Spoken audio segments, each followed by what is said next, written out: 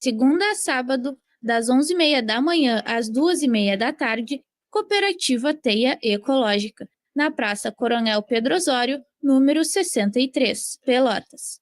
Agora, você também pode pedir o almoço em casa pelo delivery. Estamos no iFood. E também no WhatsApp. 539-9909-0506. Facebook, Coop Teia Ecológica. E Instagram, Teia Ecológica.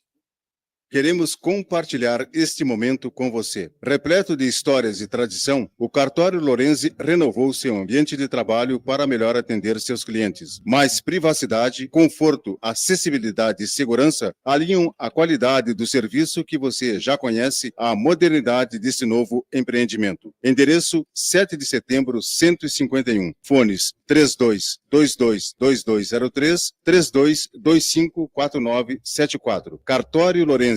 Confiabilidade sempre. 15h05.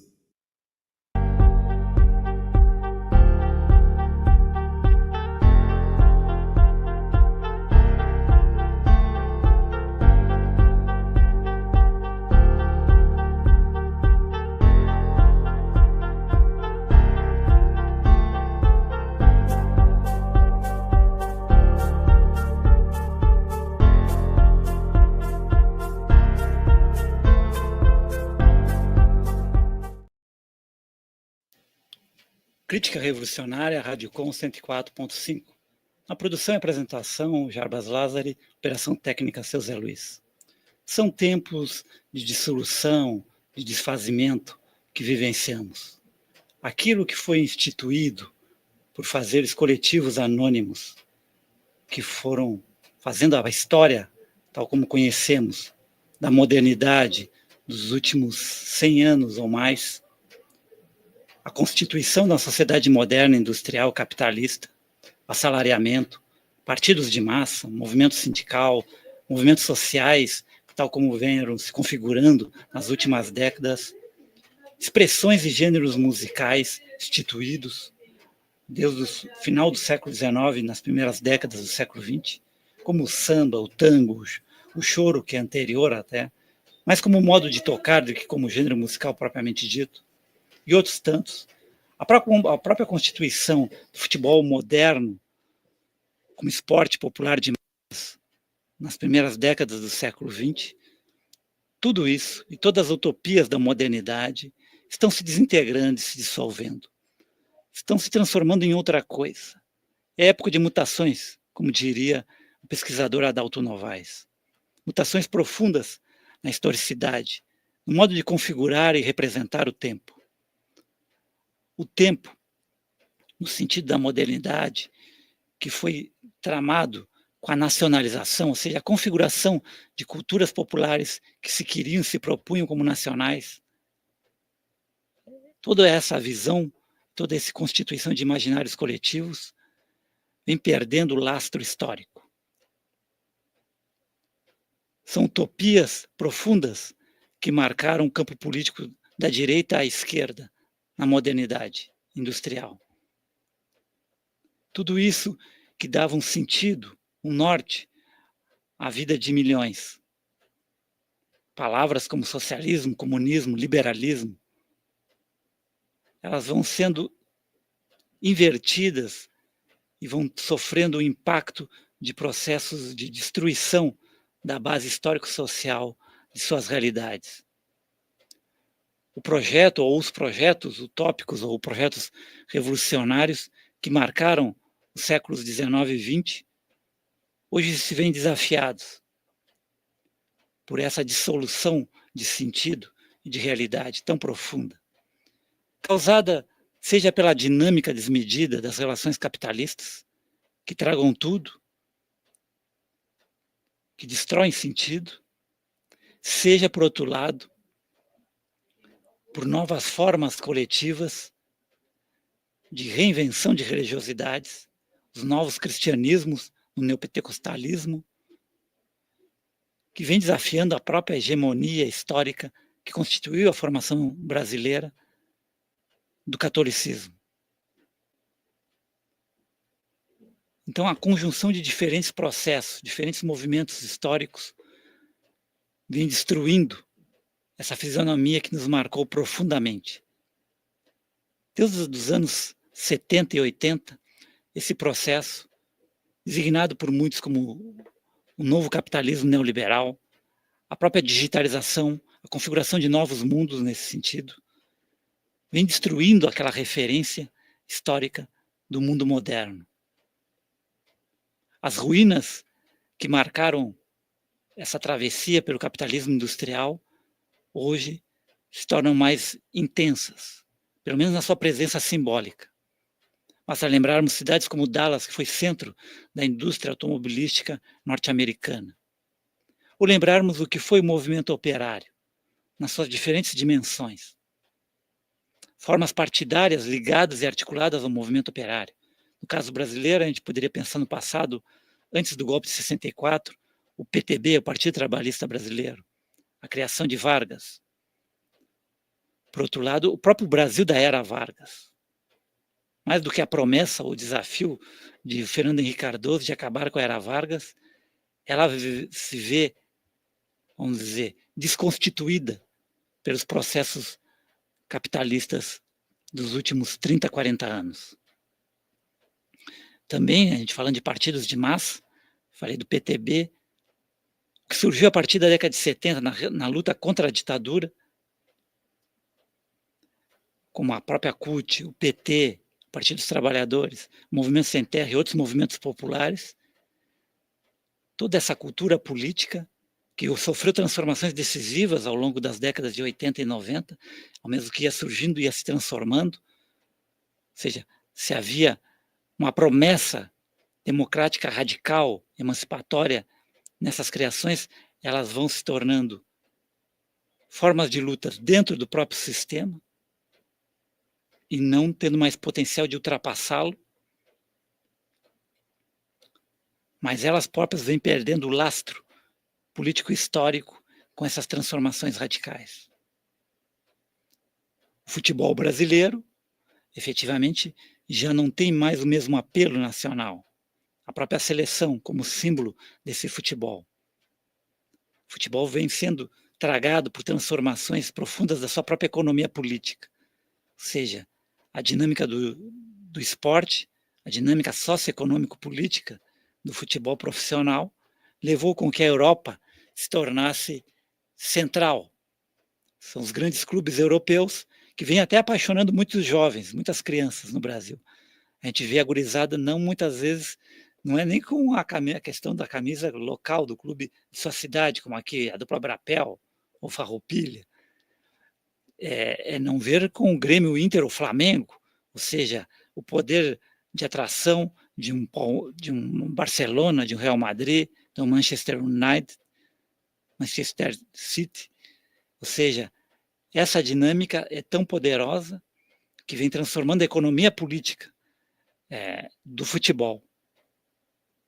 Se transformou radicalmente nos últimos 20 anos, a gente pode dizer, no século XXI. Então, são inúmeros domínios, inúmeras relações sociais que vêm sendo transformadas profundamente. A própria internet transformou ao longo do século XXI as relações políticos sociais, em vários aspectos. O jornal tinha a ver com o partido político de massas, o movimento sindical, tudo isso, o esporte popular de massas, a noção de massa no sentido moderno industrial, tem a ver com a classe operária industrial, as grandes unidades fabris, tudo isso faz parte de um passado. Ela não é mais o núcleo da nossa realidade histórica. A gente não tem mais a presença dos grandes jornais. Pelotas perdeu o ano passado o Correio do Povo, já estou matando o Correio do Povo, mas o Diário Popular. O Diário Popular, que foi um jornal que marcou, ao longo do século XX, jornal da elite capitalista, oligárquica, dominante, mas enfim, um jornal que era um núcleo de todo um imaginário na cidade. Ele já não mais está presente, a Rádio Pelotense não está mais presente. Então, nós vemos transformações também no universo da mídia, da comunicação. Nós temos hoje as redes sociais, outra dinâmica, que vem desafiando efetivamente a própria noção de verdade que o mundo moderno burguês capitalista se constituiu a partir do século XVIII e XIX. No caso brasileiro, algo que emerge efetivamente na segunda metade do XIX, nas primeiras décadas do XX. Esse jornal, depois no século XX o rádio, tudo esse universo é transformado e desafiado, desconstituído no seu perfil dominante, porque não tem mais aquele público. A própria mundo editorial, a relação com os livros vem sendo transformada. A própria literatura e a ideia de alta cultura, cultura popular de massas, o folclore, todos esses domínios, tais como se davam ao longo do século XX, não se dão mais. Por quê? Porque instituições históricas centrais nesses arranjos político-culturais, sociais, econômicos, como eu falei, o jornal, o grande jornal, como foi o Correio do Povo, depois a Zero Hora, aqui era a nível de Pelotas região, o Diário Popular, rádios como ainda têm uma presença importante, mas elas não magnetizam como era antes. A Guaíba, ou mesmo a Gaúcha. Não quer dizer que não tem um público significativo, que não tem certa importância, mas elas não têm um núcleo de um conjunto do imaginário social que, em termos, por exemplo, do Rio Grande do Sul, estou falando aí, a gente poderia falar a nível do Rio de Janeiro, a Globo, ou então esses jornais como o Estadão, ainda presente, ou o próprio Globo, mas eles não têm mais a difusão, a intensidade de potência, de impacto no meu cotidiano que tiveram no passado. Então, uma transformação, um rearranjo profundo. Em termos, por exemplo, das expectativas com relação à música popular, a forma da produção, a difusão é outra. Portanto, a forma de constituição das figuras do ídolo popular enquanto cantor ou cantora mudou profundamente.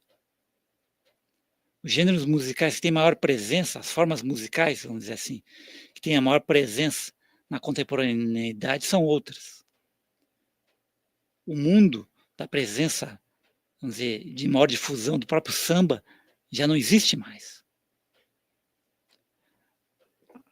Aquele mundo na periferia das classes populares, do catolicismo popular, onde a própria teologia da libertação teve uma presença notável nas décadas de 70, ainda 80. O mundo das religiões afro-brasileiras perdeu essa intensidade de difusão e vem até às vezes por violência também sendo ameaçado no seu patrimônio, no seu poder simbólico. Essa violência é notória nas periferias, em várias situações já denunciada com relação às religiões afro-brasileiras. Isso remete ao fenômeno das religiões do cristianismo neopentecostal. Essas religiões neopentecostais, sua difusão enorme nas periferias brasileiras.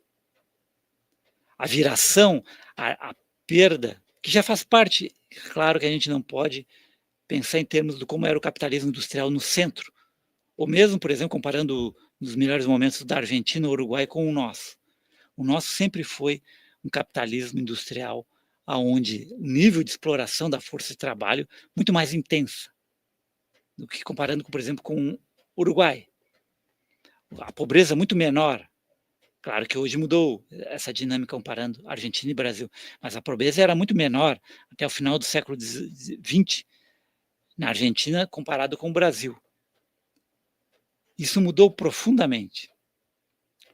Mas essa, vamos dizer, desigualdade intensa que precarizava o estatuto formal, que tinha como grande dimensão material simbólica a própria CLT, dentro do ordenamento político legal do mundo do trabalho,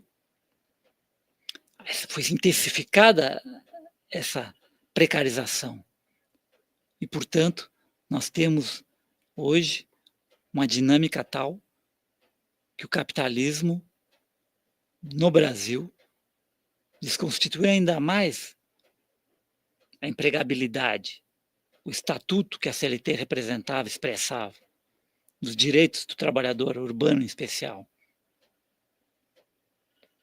Então, nós temos aí um processo notório de perda de intensidade de inúmeras instituições que nos marcaram ao longo do século XX. Portanto, o século XXI nos surpreende por esse solapamento, né, desse arranjo que foi sendo constituído ao longo dos XIX e principalmente no século XX.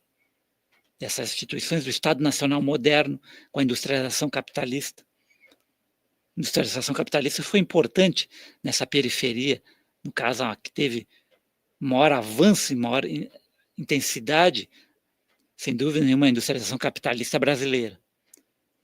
E que nos remete, desde a era Vargas, já há elementos e ondas dela no final do XIX, e durante a Primeira Guerra Mundial, por exemplo, de 14 a 18, antes até, mas ganha outra intensidade e outro corpo a partir das décadas de 30 e 40, e é retomada e ganha outra intensificação com a própria ditadura, nas décadas pós-64. E já na ditadura começa a entrar em crise.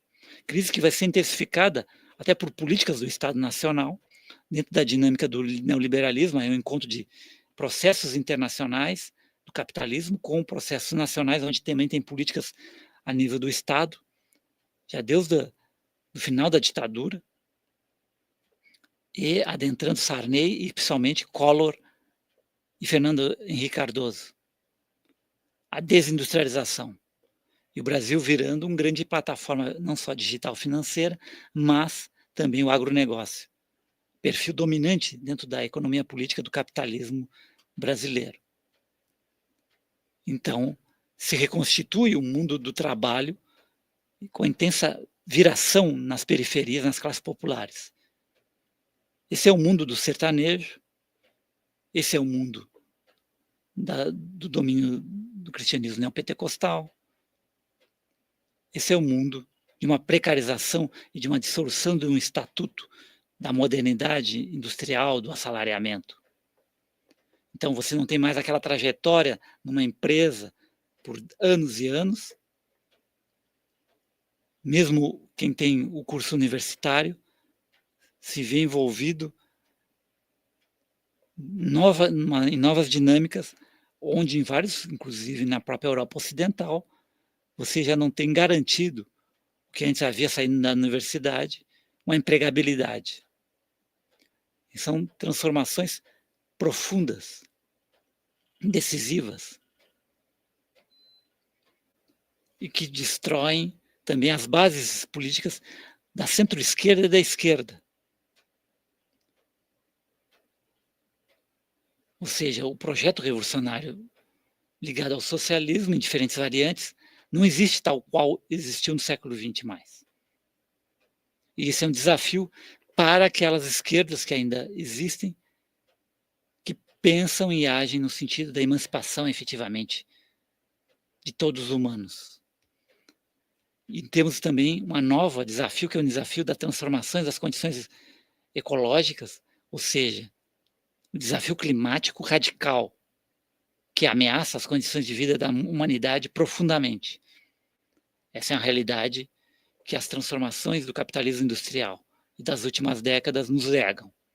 Desafio profundo e que ameaça as próprias condições, né, que existiam até agora para a existência humana, e a curto e médio prazo, ainda mais, a própria existência da humanidade é colocada na berlinda, efetivamente, por essa dinâmica e por esses processos. Nós vamos agora ouvir do Marcos Sacramento alguns sambas, uma gravação de um interessante trabalho dele, denominado Memorável Samba, Triste Cuíca, que é um samba de 35, de Noel Rosa e Hervé Cordovil. E depois, de Nelson Cavaquinho, Alcides Caminho, Norival Bahia, de 1955, Notícia.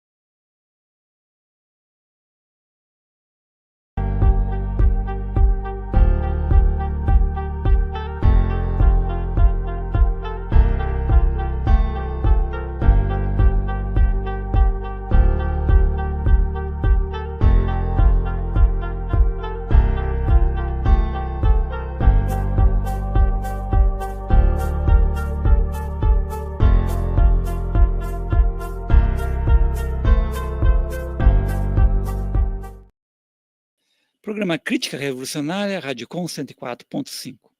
Neste 2025, há várias datas importantes, como, por exemplo, 800 anos de uma figura que marca o pensamento e o imaginário cristão ocidental, em especial católico, vamos dizer assim, que é Tomás de Aquino, um pensador muito importante na configuração de toda uma elaboração teológica que vai ter repercussões decisivas na metafísica, vamos dizer, do catolicismo, na ordem, inclusive, barroca colonial. Isso nos remete ao próprio ordenamento e a importância das elaborações do tomismo dentro da constituição da experiência colonial ibérica, né, portuguesa e espanhola nas Américas. Na própria modernidade, ou seja, a configuração de uma elaboração teológica filosófica, onde há uma certa autonomia da razão, através do enaltecimento da importância do filósofo, que era, no caso, Aristóteles, mesmo que seja uma razão, e aí a ponte que ele está ligada não com a modernidade, mas, vamos dizer, com o mundo do medievo europeu, cristão, a razão esteja ainda ligada, é quase submetida à fé, mas ainda é uma relação em que sempre a razão tem que trabalhar na sua dinâmica da apresentação de argumentos, mesmo respeitando a verdade revelada no limite. Não há uma ruptura como em Descartes, efetivamente.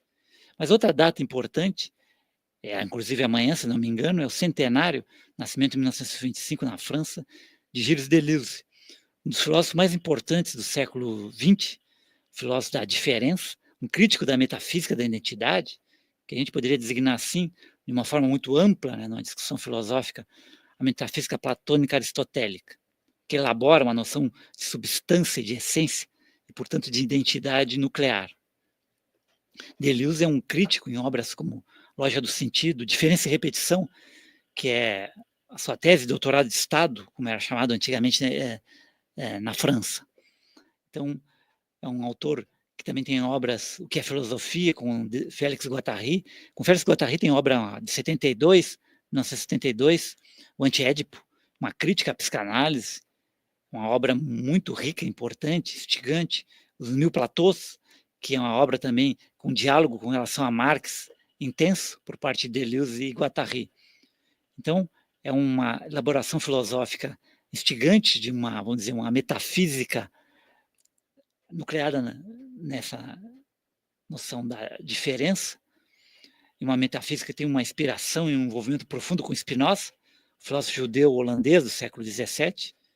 Inclusive, tem uma obra importantíssima, que é a outra tese do Deleuze. Eles defendiam duas teses na França, né? Não sei se ainda tem esse procedimento acadêmico. Uma delas é a obra Diferença e Repetição,